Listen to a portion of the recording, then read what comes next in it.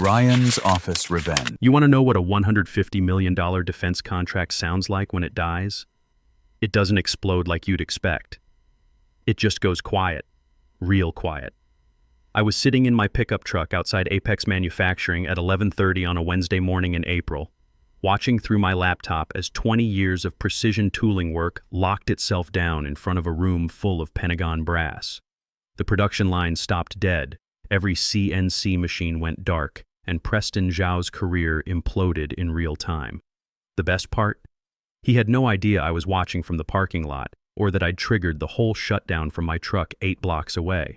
But let me back up to 7:45 that morning when Preston fired me for refusing to hand over American manufacturing secrets to some outfit in Mexico. That's when this whole thing started, though honestly, I'd been planning for this day since I set up my little insurance policy 4 years ago. My name's Harold Armstrong. Most folks call me Hank. I'm 58 years old, widowed 3 years back when my wife Carol lost her battle with cancer. Got 2 grown kids, my son Brian, who's 25, just finished his second tour with the Marines, and my daughter Linda, who's 23, studying engineering at State. Then there's my grandson Tommy, Brian's boy, who's 8 years old and thinks I hung the moon. That kid is the reason I get up every morning and the reason I wasn't going to let some corporate suit sell out American manufacturing to the lowest bidder. Before all this went down, I was chief manufacturing engineer at Apex Manufacturing Systems. 20 years Navy before that, working on everything from submarine components to aircraft carrier systems. You learn a thing or two about precision when lives depend on your work. After I got out, I spent 12 years building the most precise tooling systems the defense industry had ever seen. We weren't just making parts, we were making the machines that made the parts that kept our F-35s flying and our drones operational. When you're building components for aircraft that protect American pilots, there's no such thing as close enough. Apex started small. Just me and 4 other Navy guys in a converted warehouse working 16-hour days to prove that American manufacturing could still compete with anyone in the world. We had contracts with Boeing, Lockheed, Northrop Grumman, companies that understood the difference between cheap parts and reliable parts. That was back when Preston was still a junior engineer, eager to learn about real manufacturing from guys who'd actually built things with their own hands. I trained Preston myself 15 years ago when he was fresh out of engineering school at Stanford. Kid was smart, I'll give him that, but book smart. Had all the theory but none of the practical knowledge that comes from watching a $2 million CNC machine turn a piece of titanium into a component that would spend the next 20 years keeping pilots alive. He was hungry to learn back then, asking good questions, staying late to understand why we did things certain ways. Somewhere along the line, though, Preston traded his engineering judgment for business school thinking. Started talking about global supply chains and cost optimization instead of quality and reliability. When the board made him CEO 3 years ago, right around the time Carol was getting sicker, I should have seen the writing on the wall. The changes started small. New efficiency reports every month. Consultants coming through asking why we couldn't make components faster, cheaper, with fewer people. Preston started scheduling meetings with investment groups from Hong Kong and Shanghai, talking about strategic partnerships and technology transfer opportunities. Every conversation seemed to end with someone asking why American labor costs were so high compared to overseas alternatives. That's when I started preparing my exit strategy. Not because I wanted to leave, Apex was my life's work, but because I could see where things were heading. Carol and I had learned the hard way during her cancer treatment that you better have a backup plan when the people in charge stop caring about what's right and start caring only about what's profitable. I set up Armstrong Precision Technologies, LLC in 2019, right after Carol's diagnosis when the medical bills started piling up. My daughter Linda was the primary stakeholder, and every critical patent, every precision tolerance specification, every piece of core manufacturing knowledge that made our F-35 components actually work. All of it was filed under that LLC, not Apex. Perfectly legal, perfectly planned, and about to become Preston's worst nightmare. The thing about building precision manufacturing systems is that you can't just hand them off to anyone. Every tolerance measurement, every quality control protocol, every safety specification exists for a reason. One deviation of a few thousandths of an inch on a wing component and some 22-year-old pilot from Ohio doesn't come home to his family. I'd spent 12 years perfecting those systems, working with metallurgists and aeronautical engineers who understood that good enough wasn't good enough when lives were on the line. Preston seemed to think manufacturing knowledge was something you could transfer with a PowerPoint presentation and a training manual. That's not how it works. Real manufacturing expertise comes from years of experience, from understanding how materials behave under stress, from knowing the difference between a component that will last 20 years and one that will fail after 6 months. So when Preston called that meeting on Wednesday morning, I knew what was coming. The signs had been there for months. The visits from Mexican manufacturing consultants, the board presentations about operational efficiency, the way Preston avoided eye contact when he talked about our evolving business model. I walked into his corner office at 7:30 a.m. thinking maybe, just maybe, I was wrong.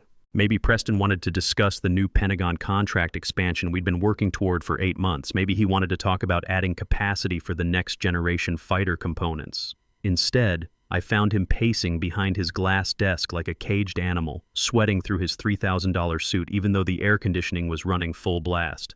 "Hank, sit down," he said. "No coffee this time, no small talk about the weather or my grandson's Little League team, just straight to business." That should have been my first warning sign. "We need to discuss operational efficiency," Preston began, using that corporate speak I'd learned to hate over the past few years. In the military, when someone starts talking about operational efficiency, it usually means some Pentagon desk jockey wants to replace experienced personnel with cheaper alternatives. Same principle applies in the civilian world. "The board's been reviewing our cost structure," Preston continued. "We've identified significant savings opportunities in our manufacturing operations." I could feel the room getting colder, and it had nothing to do with the air conditioning. That's when Preston dropped the bomb that I'd been dreading for months. "We're partnering with manufacturer Gonzalez in Tijuana," he said, like he was announcing a new coffee machine for the break room. "They can handle our precision tooling operations at 40% of current costs. You'll be leading the knowledge transfer initiative, training their team leads on our F-35 component specifications."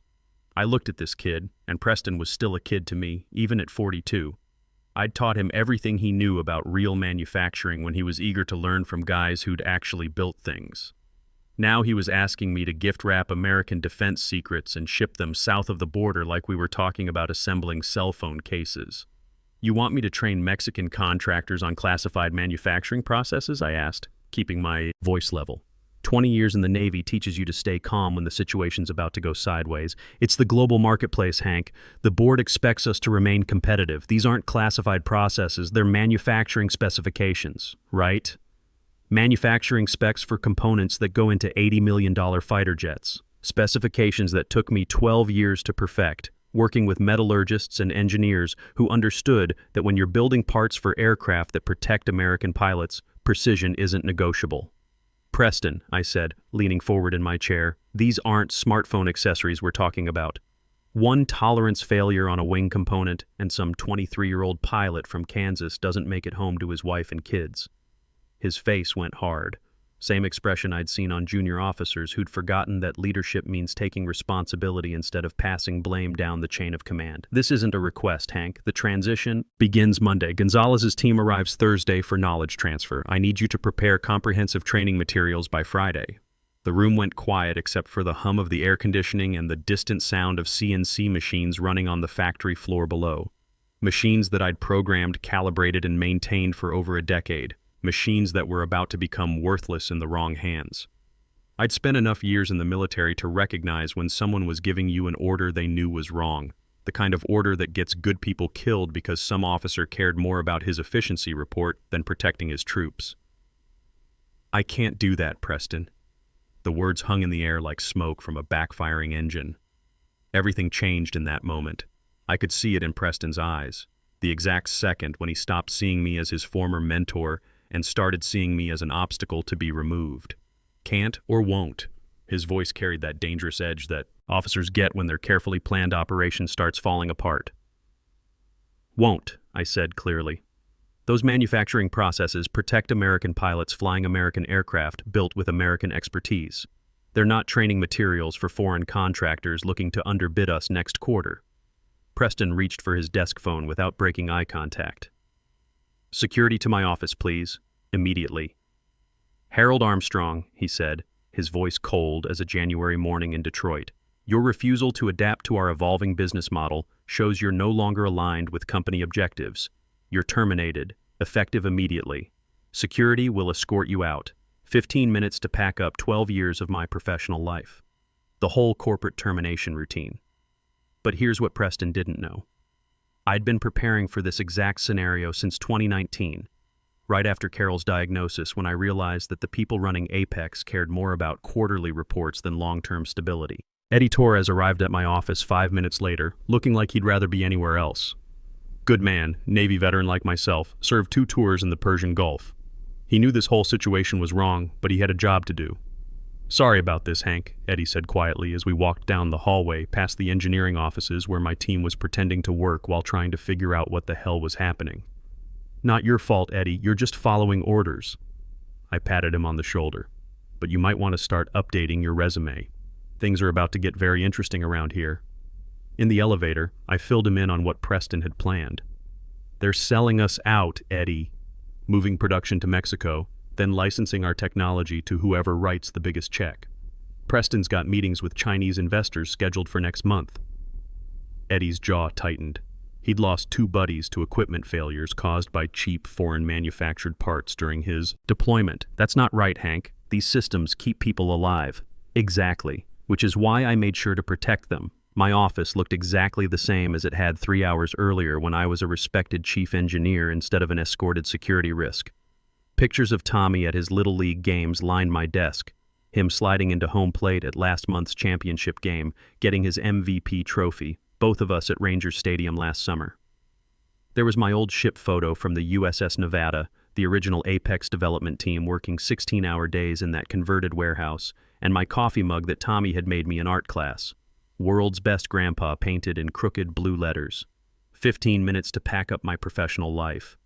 I grabbed the personal stuff first. Photos, the mug, that small American flag Tommy had colored for Veterans Day. But what I really needed was already in my jacket pocket. A USB drive that looked like any other storage device but contained something. Preston had never bothered to investigate. That drive held the original patent filings, the LLC licensing agreements, and most importantly, the administrative codes for what I called the Armstrong Protocols, built right into every CNC machine, every quality control system, every piece of precision equipment that made Apex's manufacturing possible, my insurance policy. As Eddie and I walked toward the elevator, I pulled out my phone and sent a quick text to my core manufacturing team. Storm coming. Watch the 11:30 demo real careful. Things about to get interesting. Kelly Rodriguez, my lead programmer and probably the smartest manufacturing engineer I'd ever worked with, texted back immediately. What did you do, Hank? Nothing yet, I typed back. But they're about to find out what happens when you mess with someone who spent 20 years protecting American defense systems.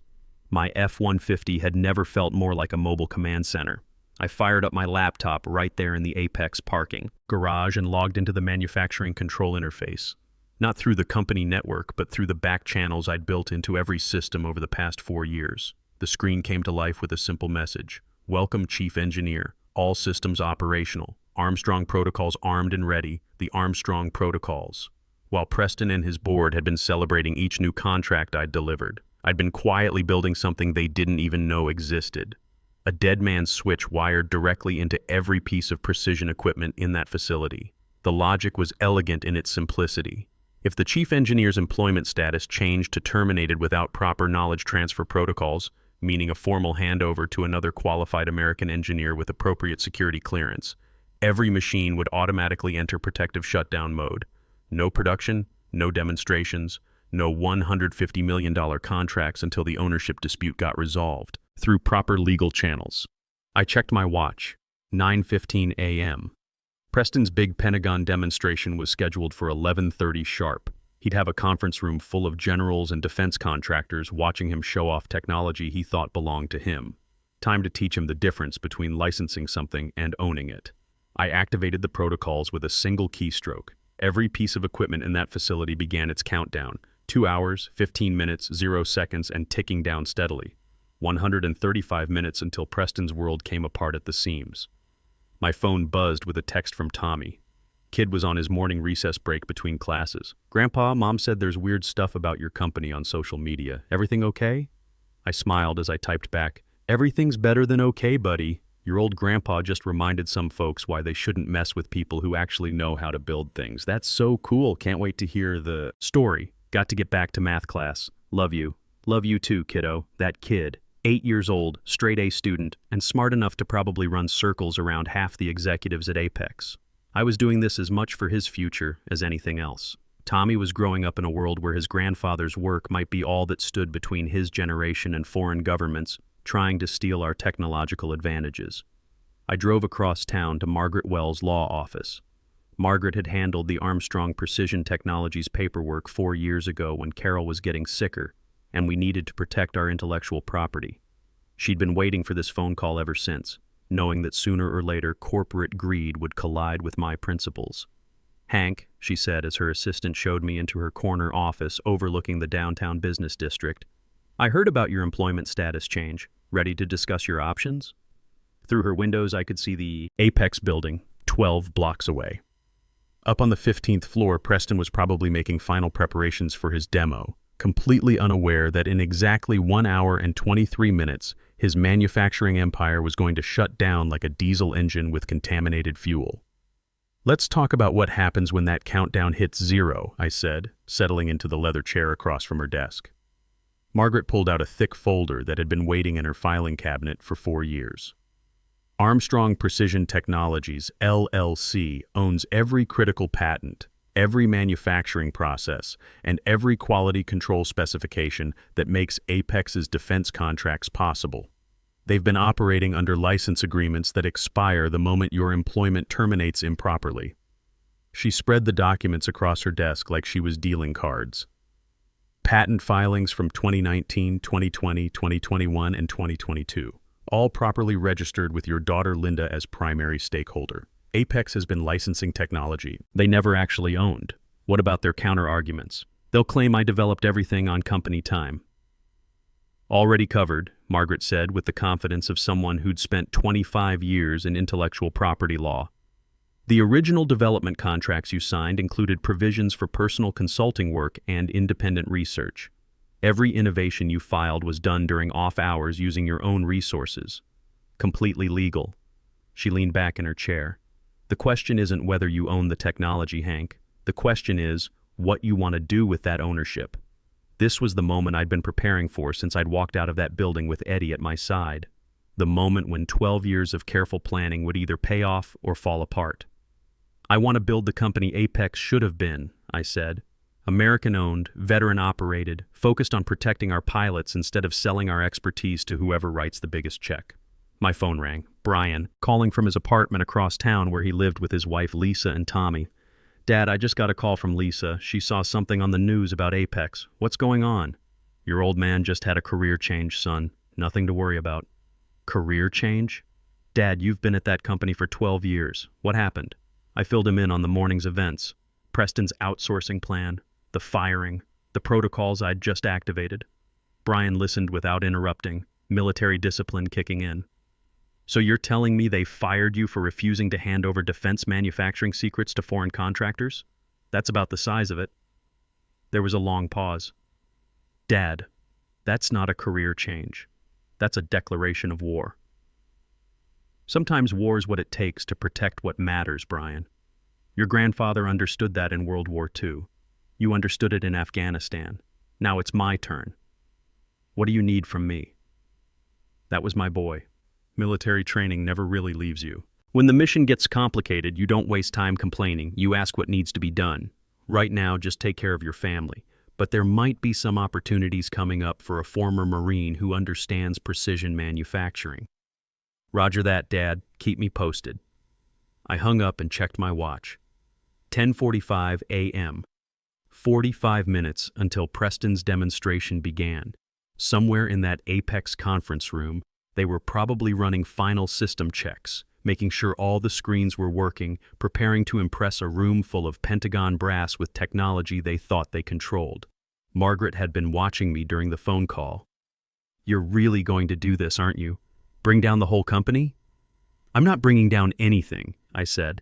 "I'm protecting American manufacturing from people who want to sell it to the highest bidder. There's a difference." She smiled, the kind of smile that told me she'd been hoping for this day almost as much as I had. In that case, let's talk about what happens next. We spent the next 30 minutes reviewing the legal framework that would kick in the moment Apex's systems went dark. Margaret had prepared everything. Injunction papers to prevent any attempt at system access without proper authorization, licensing agreements for legitimate defense contractors who wanted to work with American-owned technology, and incorporation documents for the expanded Armstrong Precision Technologies. One more thing, Margaret said as we wrapped up. I've been in touch with some people who might be very interested in acquiring legitimate access to your manufacturing processes. American companies, veteran-owned businesses, defense contractors who understand the difference between cost-cutting and corner-cutting. Anyone I'd know? William Hayes at Coastal Defense Partners. Retired Navy Admiral, runs the most respected precision manufacturing operation on the East Coast. He's been looking for exactly the kind of expertise you've developed. I'd heard of Hayes. Good reputation, solid contracts, the kind of man who understood that when you're building components for military aircraft, quality isn't optional. Set up a meeting, I said, but not until after this afternoon's entertainment. Margaret checked her own watch. Speaking of which, shouldn't that demonstration be starting soon? 15 minutes, I said, standing up to shake her hand. Just enough time for me to find a good parking spot where I can watch the fireworks. Back in my truck, I pulled up the Apex manufacturing interface on my laptop. The countdown was running perfectly. 0 hours, 14 minutes, 33 seconds. 14.5 minutes until every CNC machine, every quality control station, every piece of precision equipment in that facility would lock down tighter than Fort Knox.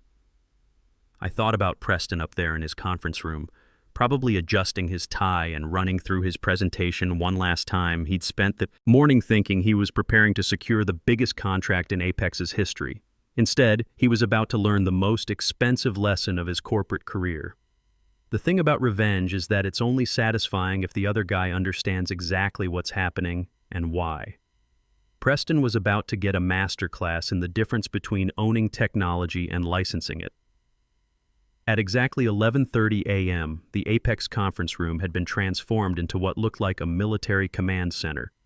2 massive screens displayed our manufacturing interface in high-definition glory, while the company's remaining engineers stood ready at monitoring stations.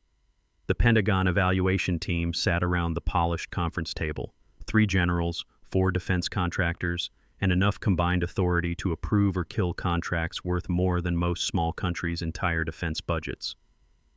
Preston stood at the head of the table, confident as a poker player holding 4 aces. "Ladies and gentlemen," he began, his practiced presentation voice echoing off the conference room walls. "What you're about to see isn't just precision manufacturing. It's the future of American defense production, streamlined for global competitiveness." I had a perfect view of the whole thing through my laptop's remote access to the conference room security cameras. Preston had no idea that the very technology he was about to demonstrate was counting down to 0 like a digital time bomb.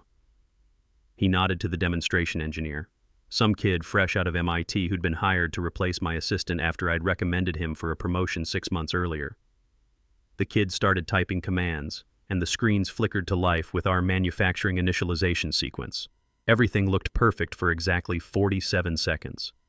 Then the first error message appeared in bold red letters. "Chief Engineer Authentication Required." The MIT kid frowned, typing faster. "Just a minor authentication glitch, sir. Let me reset the connection." But the system wasn't having it. "Access denied. Employment verification failed. What's the problem?" Preston's voice carried that edge that officers get when their carefully planned operation starts falling apart in real time. "I'm not sure, sir. The system is requesting engineer-level credentials that don't seem to exist in our current database." The screens flashed red. A bigger message appeared. "Armstrong protocols activated. Production shutdown initiated. Time remaining. 0 hours, 0 minutes, 15 seconds. Contact system administrator for resolution." I watched Preston's face go white as the countdown hit 0. Every screen went dark simultaneously, followed by the distant sound of CNC machines powering down throughout the facility. $20 million worth of precision manufacturing equipment had just entered protective lockdown mode. The Pentagon team exchanged those looks that senior military officers perfect over decades of dealing with contractors who overpromise and underdeliver. General Patricia Martinez, who'd been evaluating defense systems since before Preston got out of engineering school, leaned forward with the expression of someone who'd just watched a $1 million missile miss its target by 5 miles. "Mr. Zhao," she said in that steel-trap voice that had probably terrified junior officers for the past 25 years, "is there a problem with your manufacturing systems?" "No problem at all, General Martinez. Just a routine security protocol that will be resolved momentarily." Preston turned to Glenn Morrison, the guy they'd promoted to head of manufacturing about 30 seconds after my termination went through. "Fix this now." Glenn's fingers flew across his keyboard, sweat beading on his forehead like he was trying to defuse an actual explosive device. "Sir, I can't access the core manufacturing controls. There's something here about Armstrong protocols, but I've never seen that system before." Armstrong protocols. What the hell? Were Armstrong protocols? Nobody in that room knew the answer, which was exactly the point. I'd built those safeguards so deep into the system architecture that you'd need my personal authorization codes just to understand what had happened, let alone fix it. "Get Harold Armstrong on the phone," Preston barked at his assistant. "Sir, he was terminated this morning per your direct orders." "I don't care if he was terminated. Get him on the line now." The call went straight to my voicemail, the professional recording I'd set up specifically for this moment. "You've reached Harold Armstrong. I'm currently unavailable, but if this is regarding manufacturing system architecture, please consult your existing licensing agreements and employment contracts. Have a great day." General Martinez stood up slowly, gathering her materials with the deliberate movements of someone who'd just wasted 4 hours of valuable time. "Mr. Zhao, it appears you have significant operational issues that require immediate resolution. We'll need to postpone this demonstration indefinitely." "Wait, please, General, this is just a minor technical issue that we can resolve within the hour." "Minor?" The General's voice could have frozen liquid nitrogen. "Your core manufacturing systems are completely inaccessible during a $150 million contract evaluation, and apparently the only person who can fix this crisis is someone you fired 4 hours ago." She headed for the door, her team following in formation like a well-disciplined unit retreating from a compromised position. "We'll be in touch when you have your house in order." The Pentagon team filed out in crisp military precision, leaving behind a conference room that felt like a morgue. Through my laptop screen, I could see Preston standing there like he'd just watched his entire career implode in real time. Then a single message appeared on both dark screens. "Manufacturing systems in protective mode. All access revoked. For licensing inquiries, please. Contact Armstrong Precision Technologies, LLC." In the span of 4 hours, Preston Zhao had lost everything. The Pentagon contract was dead.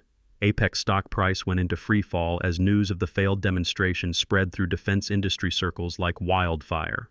And every piece of precision manufacturing technology that justified the company's entire valuation was locked behind digital walls that only I controlled. My phone started ringing immediately. First Preston, then the board members, then what sounded like every lawyer in the city. I let them all go to voicemail. 2 hours later, I found myself in the executive offices of Coastal Defense Partners, sitting across from Admiral William Hayes in a conference room that overlooked the harbor. William was the kind of man who'd been making defense deals since before the internet existed, and he had the reputation to prove it. "Armstrong," he said, studying me over his coffee cup, "I've had a very interesting afternoon, General. Martinez called me personally after the Apex demonstration. In 30 years of defense contracting, she said she's never witnessed such a spectacular system failure." He slid a tablet across the table. The screen displayed the original Armstrong Precision Technologies Incorporation documents. Our legal team discovered that every critical patent, every precision manufacturing process that makes Apex valuable, it all traces back to your LLC. Apex has been licensing technology they never actually owned. They had full usage rights, I said carefully, as long as certain employment conditions were maintained. Conditions that were violated this morning. His smile was sharp as a machinist's blade. "So tell me, Hank, what exactly do you want?" This was the moment I'd been preparing for since I'd walked out of that building with Eddie at my side. I want to build the company Apex should have been. American-owned, veteran-operated, focused on protecting our pilots instead of selling our expertise to whoever writes the biggest check. We spent the next 3 hours working through details with William's legal team. By 5 p.m., the framework was complete. Armstrong Precision Technologies would expand into a full manufacturing operation with $300 million in backing from Coastal Defense Partners. The patents would transfer cleanly, my core team from Apex could join me, and Preston Zhao would wake up tomorrow to discover his company was worth about as much as a rusted-out pickup truck.